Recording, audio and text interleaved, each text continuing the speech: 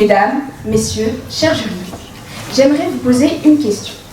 Qui parmi vous n'a jamais rêvé d'être ce bienfaiteur admiré de tous, ce héros altruiste, ce modèle de bonté?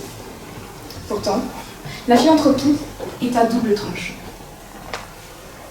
En effet, la notoriété et le paraître ne serait-il pas l'objectif caché de nombreux philanthropes?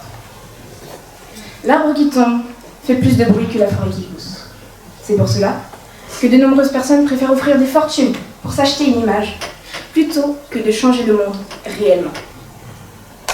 Jeff Bezos, par exemple, fait en 2021 un don de 200 millions de dollars à la Smithsonian Institution, tout en continuant d'exploiter ses employés.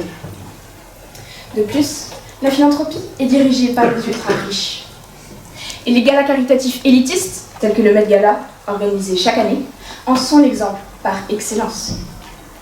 Cet événement a permis de récolter en 2023 22 millions de dollars au profit du Metropolitan Museum of Art. Toutefois, 3,5 millions de dollars ont été nécessaires pour financer cette soirée. Et si la philanthropie n'était qu'une façade pour cacher une réalité moins glorieuse? Albert Nobel, inventeur de la dynamite, utilisa sa fortune pour créer les prix qui portent son nom. Peut-être est-ce par nom, mais n'a-t-il pas, par le biais de l'argent et sous couvert de la générosité, tenté de cacher sa honte et de mettre en paix sa conscience? Et pourtant, la philanthropie ne peut être résumée à un chèque signé sous des projecteurs.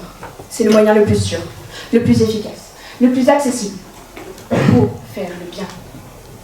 Investir dans une association, soutenir les plus démunis, c'est construire une société où personne n'est laissé sur le bord du chemin.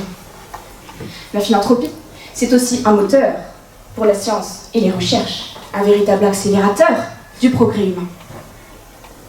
Grâce à des dons privés, des recherches vitales voient le jour chaque année.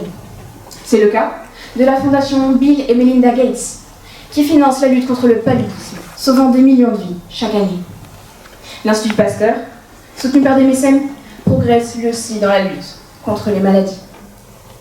Enfin, qui dit philanthropie, dit changement.